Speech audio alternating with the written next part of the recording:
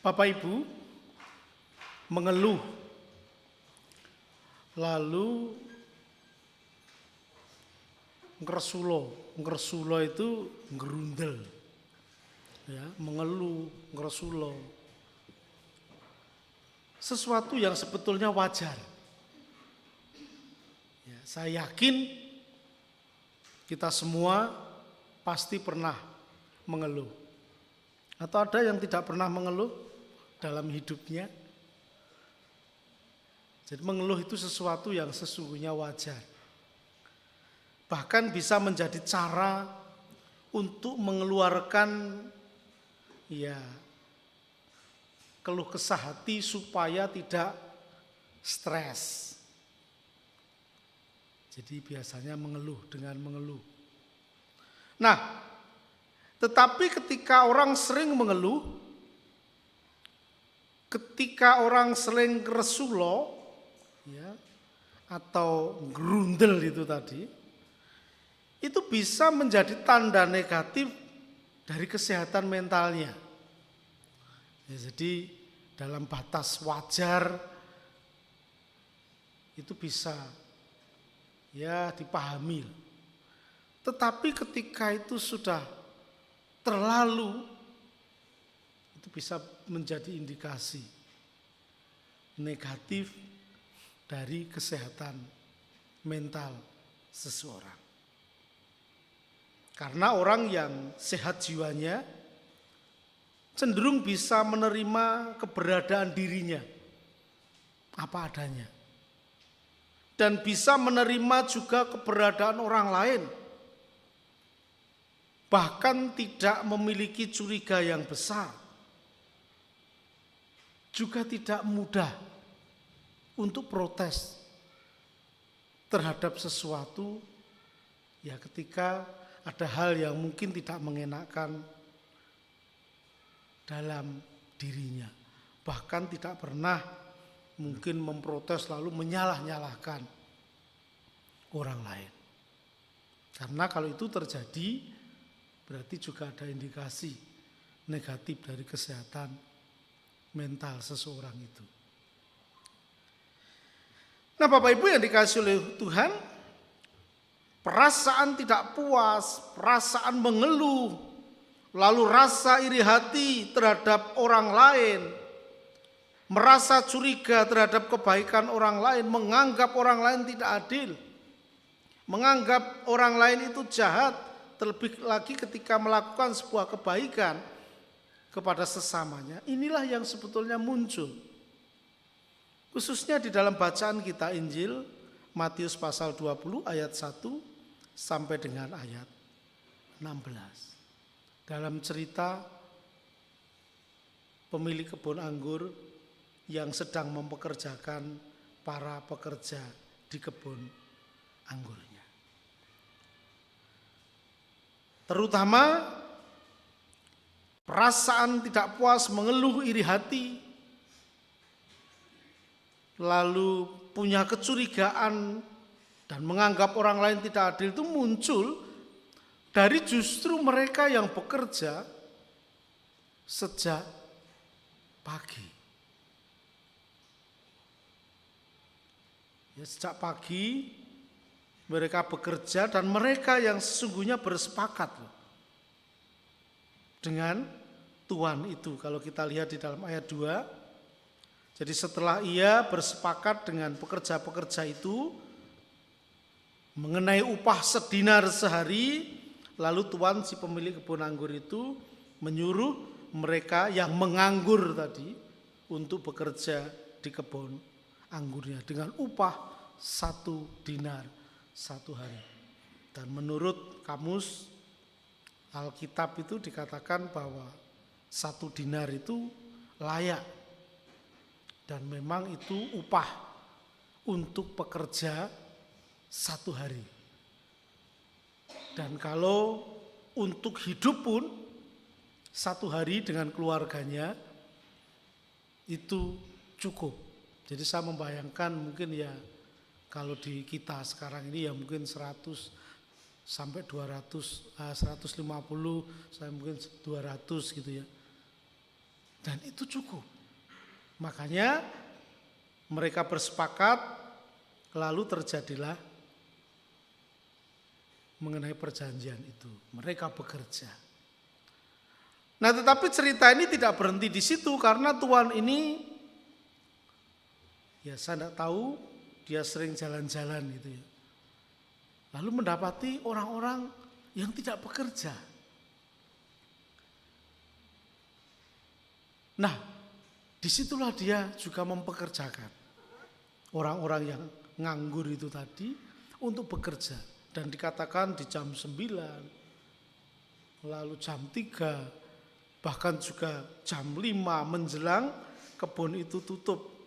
Tuhan itu masih menemukan orang-orang yang tidak bekerja dan meminta mereka untuk bekerja di kebun anggurnya. Nah, akhir dari cerita itu ketika mereka semua dipanggil untuk diberi upah.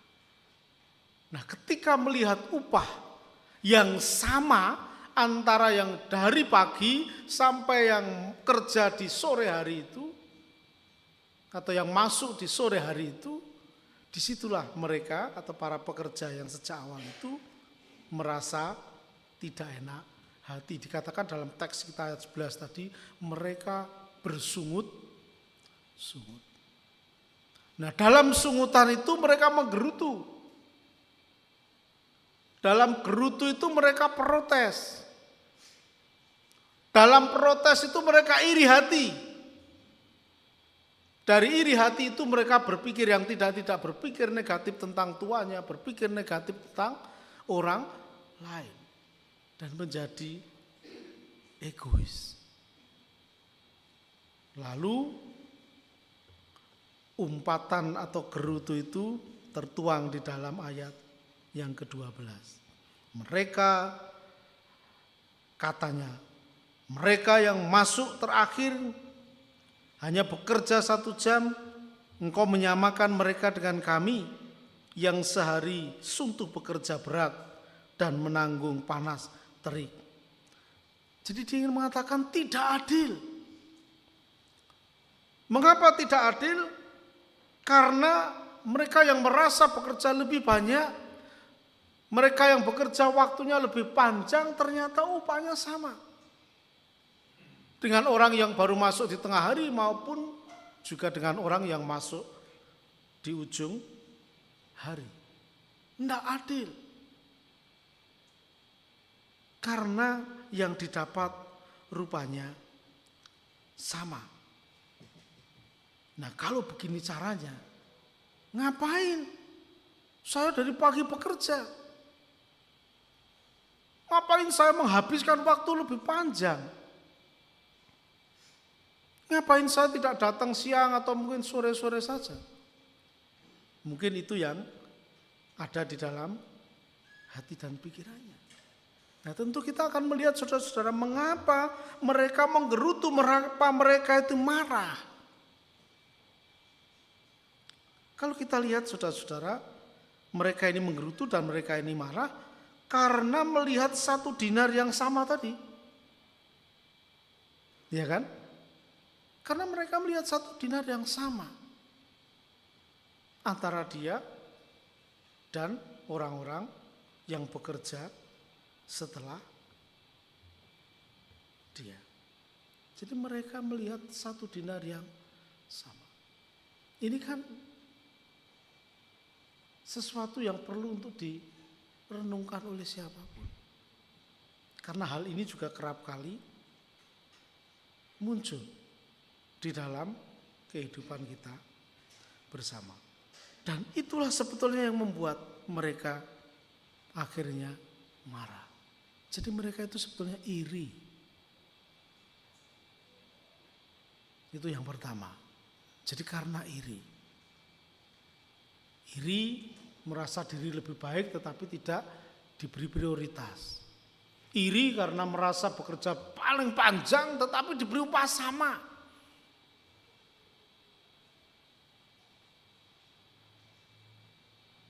Lalu yang berikut saudara-saudara mereka protes. Tidak lain karena Tuhan itu baik hati. bahkan dalam memberi hak kepada yang lain. Jadi karena kebaikan hati dari Tuhan itu, dan kebaikan itu dirasa bagi dia tidak fair. Padahal dalam cerita ini saudara-saudara tidak ada sebuah pengkhianatan. Ya, kalau kita membaca dari awal jelas lurus. Berapa sehari bekerja dari perjanjian itu? 1 dinar. Ketika tutup pekerjaannya lalu mereka dipanggil diberi upah berapa? 1 dinar. Tidak ada. Tidak ada sebuah dusta atau pengkhianatan yang dilakukan oleh Tuhan, tidak ada. Sama sekali tidak ada. Apa yang dijanjikan diberikan sesuai. Jadi oleh karena iri hati itulah yang membuat mereka menggerutu, lalu marah, lalu menyalahkan, lalu menganggap tuannya tidak adil dan sebagainya. Sebetulnya itu yang menjadi muara. Mereka lalu yang berikut juga sebetulnya mereka ini tidak solider. Jadi ini kan ingin dikatakan dalam cerita ini. Ya wes yang penting pokoknya aku. Orang lain mau apa, enggak perlulah. Dan kalau bisa dia juga mengatur tuan itu. Kalau sudah mau mengerjakan kami, ya sudah kami saja, yang lain enggak usah kan gitu. Jadi yang lain itu enggak perlu. Ini kan pikiran yang egois sebetulnya. Dan pikiran yang egois itu kalau ada di dalam hati setiap manusia, inilah yang sebetulnya membuat kehancuran. Membuat penghancuran persekutuan, menghancurkan persahabatan, bahkan menghancurkan rumah tangga, menghancurkan keluarga, persaudaraan dan sebagainya. Oleh karena itu menjadi pesan yang penting untuk diperhatikan bagi para murid dan bagi siapapun juga yang ada dan mendengar cerita itu oleh Tuhan Yesus. Karena kerajaan surga itu tidak boleh dirasuki oleh keegoisan hati. Tidak boleh dirasuki oleh pikiran-pikiran yang buruk. Karena kerajaan surga itu adalah damai sejahtera.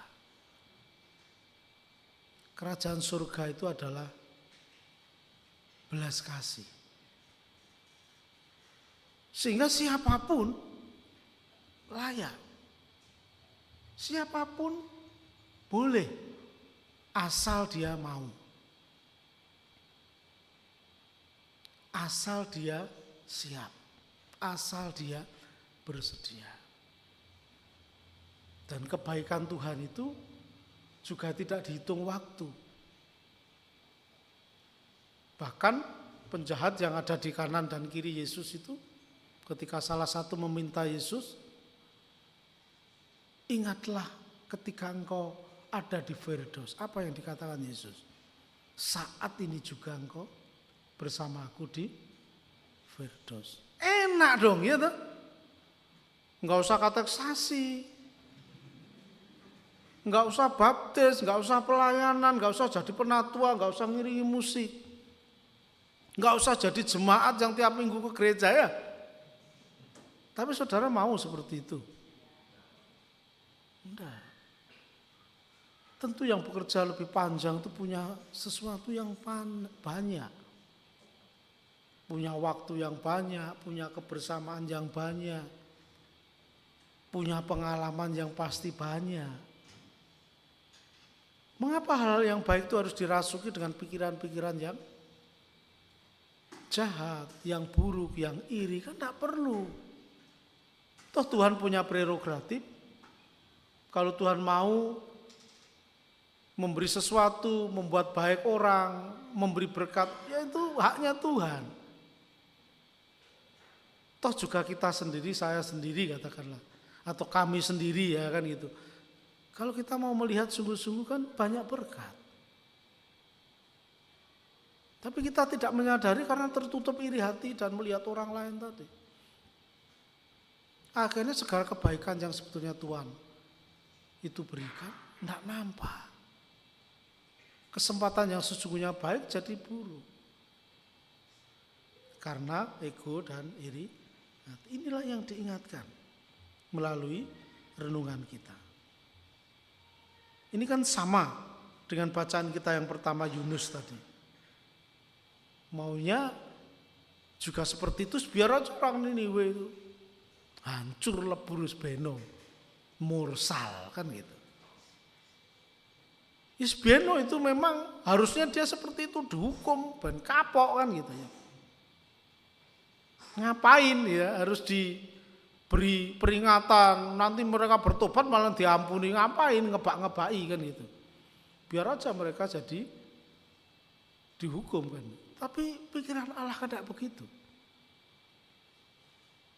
Jadi dua kisah ini ya hampir punya kemiripan yang sama, bercerita tentang kebesaran hati Allah. Berbicara tentang kasih Allah yang luar biasa. Jadi cerita ini sesungguhnya atau perumpamaan kita dalam Injil Matius ini merupakan kemurahan hati Allah dan kerajaannya yang melampaui semua perhitungan manusia. Mengapa melampaui perhitungan manusia? Kalau perhitungan manusia ya untung rugi itu tadi. Seperti yang dipikirkan oleh para pekerja yang bekerja sejak pagi itu pikiran manusia. Harusnya kalau saya diberi 1 dinar ya mereka jangan 1 dinar. Mereka ya separuh atau seperempat. Tetapi kerajaan Allah kan bukan persoalan seperempat atau separuh. Masa ada orang masuk kerajaan surga seperempat tok gitu. Kan enggak ada. Iya. Wong masuk bioskop aja enggak ada seperempat tok, maksud cuma kepalane tok tungul-tungul. Kan ya enggak, semua mesti masuk. Tapi ya karena egois, karena iri hati, karena pikirannya itu. Jadi ini bercerita tentang kemurahan hati Allah dan kerajaan Allah yang melampaui semua perhitungan manusia. Dan lebih menakjubkan lagi kemurahan Allah yang menawarkan keselamatan penuh kepada semua orang kapanpun waktunya, kapanpun ia mau datang, selama, nah ini penting, waktu dan kesempatan itu masih terbuka.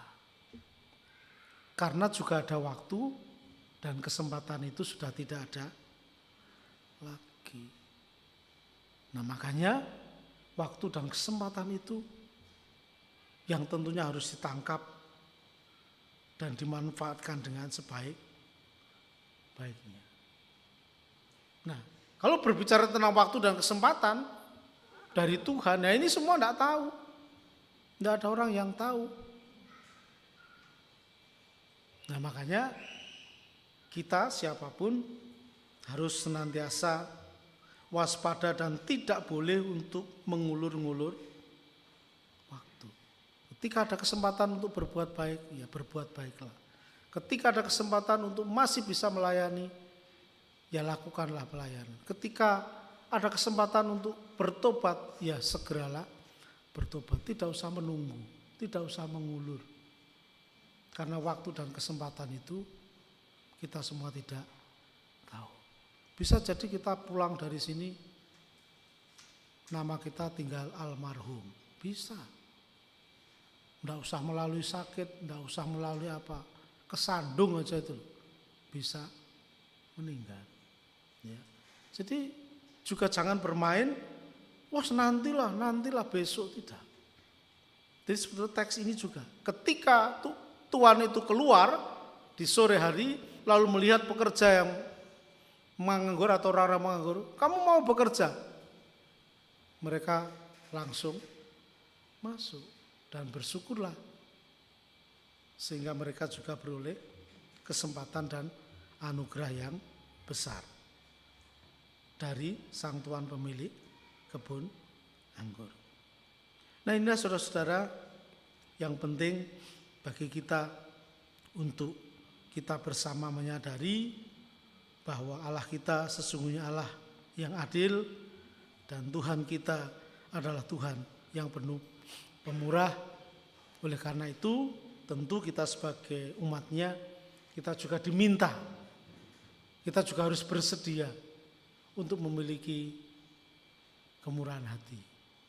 Makanya jangan mudah untuk marah, jangan mudah untuk menggerutu. Setidaknya dua hal ini bisa mengurangi kita supaya kita tidak mudah mengeluh. Ya, senantiasa berpikir positif saja. Ya, bahwa apa yang ada, apa yang terjadi dengan hidupku, apa yang ada dengan anugerah ini yang terbaik, sudah. Kalau kita melihat sana sini, ya memang manusia kan selalu kurang. Ya ini. Dan selalu berpikir positif itu penting supaya kita tidak iri hati. Nggak usah berpikir hal-hal yang negatif tentang orang lain. Jangan seperti pikiran pekerja yang awal itu. Mereka sudah diberi sesuai dengan apa yang mereka janjikan dalam perjanjian. Tapi kan karena mereka berpikiran negatif itu. Sehingga harusnya gini, harusnya iya memang. Tapi justru itulah yang merusak dan membuat orang itu sering mengeluh. Lalu yang kedua juga banyak bersyukur. Ya, banyak bersyukur. Dan kita juga harus sadar jika Tuhan itu memiliki kehendak bebas. Jadi kita bersyukur saja. Kalau hari ini kita bisa makan, ya bersyukur. Hari ini kita sehat, ya bersyukur. Ya, ini penting, hidup yang bersyukur supaya kita bisa melihat anugerah Tuhan di dalam hidup kita. Ya, mari kita bersama-sama untuk mengambil saat teduh dan kembali untuk merenungkan akan kebaikan Tuhan di dalam hidup kita. Dan mari kita juga hidup memiliki kebaikan Tuhan, melaksanakan kebaikan Tuhan bersama dengan orang lain yang ada di sekitar kita. Mari kita bersaat teduh sejenak.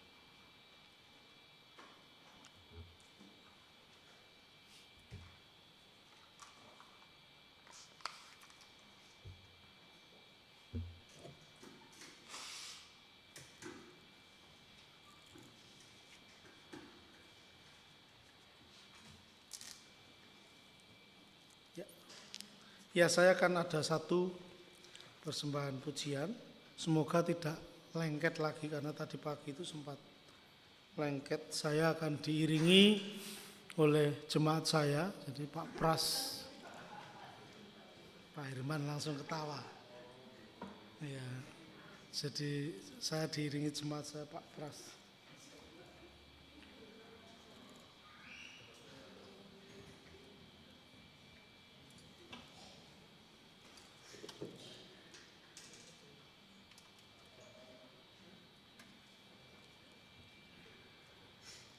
Sampai di situ.